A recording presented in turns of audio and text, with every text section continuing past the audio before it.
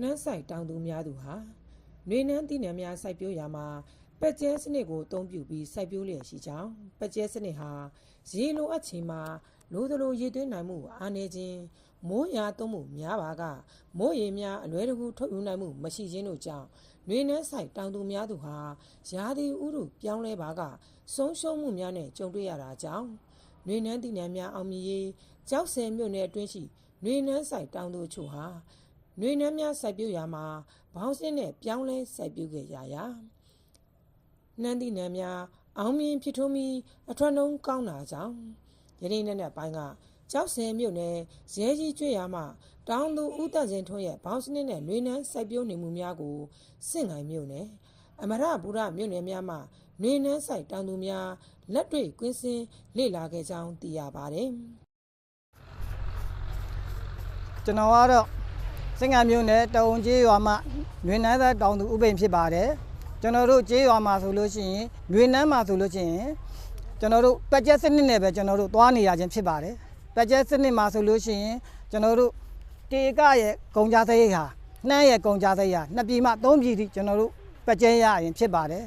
အဲ့အတွက်ဘလို့ပင်ပဲကောင်းအောင်လုပ်တော်ညာလဲကျွန်တော်မိုးရဲ့ဒဏ်ရာသီရဲ့ဒဏ်ကိုတိတ်သူတို့မခံနိုင်ပါဘူးရေသွင်းတဲ့အခါမှာလဲမိုးများတဲ့အခါမှာလည်းကျွန်တော်တို့ပျက်စီးဆုံးရှုံးမှုအားကများနေပါတယ်အဲဒါကြောင့်ဘလောက်ပဲကောင်းအောင်လုပ်တော်ညာလဲဒီရေသွင်းရေတို့မကောင်းသည့်အတွက်အဆင်မပြေသည့်အတွက်ကျွန်တော်တို့မှာဆုံးရှုံးမှုတွေများခဲ့ပါတယ်များခဲ့သည့်အတွက်ကျွန်တော်တို့မှာ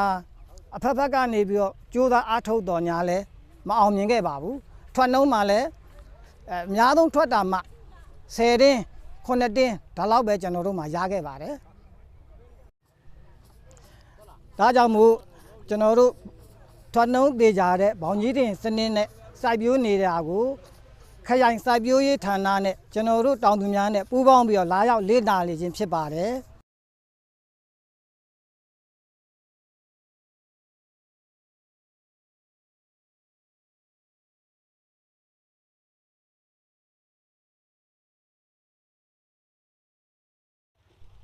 ကျမကတော့မရပူရမြို့နယ်စိုက်ပျိုးဦးစီးဌာနမှာ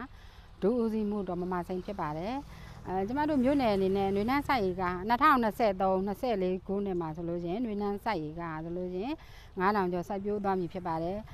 ဒီမှာဆိုလို့ရှိရင်ကျမတို့မြို့နယ်အနေနဲ့ဆိုလို့ရှိရင်ကျမတို့ကတောင်သူအများစုကကျက်ပတ်စနစ်နဲ့စိုက်ပျိုးကြပြီးတော့ကျမတို့မိုးလေဝသအခြေအနေမှန်ခဲ့သည်ဆိုရင်ကျမတို့ကအထွက်နှုံးကောင်းပြီးတော့မိုးလေဝသကဖောက်ဖြတ်သွားမယ်ဆိုလို့ရှိရင်ကျမတို့ကဒီကျက်ပတ်စနစ်အနေနဲ့အထွက်နှုံးကျဆင်းနေတာကိုတွေ့ရှိရတယ်အဲဒါကြောင့်မလို့ကျမတို့အနေနဲ့မြို့နယ်အနေနဲ့ဆိုလို့ရှိရင်ခရိုင်ကြောက်ဆယ်ခရိုင်မြို့နယ်ဝန်ထမ်းတွေနဲ့ကျမတို့က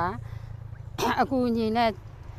ချိတ်ဆက်ပြီးတော့ထွက်နှုံးသေးကြတဲ့ဘောင်ကြီးစင်စနစ်ကိုကျမတို့မြို့နယ်အနေနဲ့တောင်သူများလာရောက်လေ့လာခြင်းဖြစ်ပါတယ်။ဘောင်စနစ်နဲ့နှွေနှမ်းများစိုက်ပျိုးပါကဥစွာမြေကိုထိရင်းညံ့ညံ့နဲ့3ပေ4ပေအကျယ်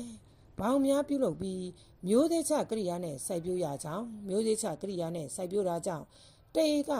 နှမ်းမျိုးကုန်ကြစိတ်တတ်တာပြီးအပင်ကြားတန်းကြားညီညာကလိုအပ်တယ်လို့ရေသွင်းရေထုတ်ပြုလုပ်နိုင်တာကြောင့်အထွတ်နှုံးကောင်းမွန်ကြောင်းသိရပါတယ်။ကျောက်ဆည်မြို့နယ်အနေနဲ့ဘောင်းစနစ်နဲ့နှွေနှမ်းတွေကိုပန်းခါကျွေးရာပေတော်ကြီးကျွေးရာရံဘက်လူကျွေးရာ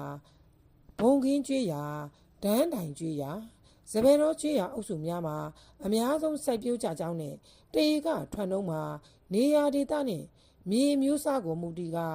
28တင်းမှ30တင်းထိထွက်ရှိကြောင်းသိရပါကျောက်ဆည်ခရိုင်ပြန်ဆက်ကပေးပို့တာဖြစ်ပါတယ်ရှင်။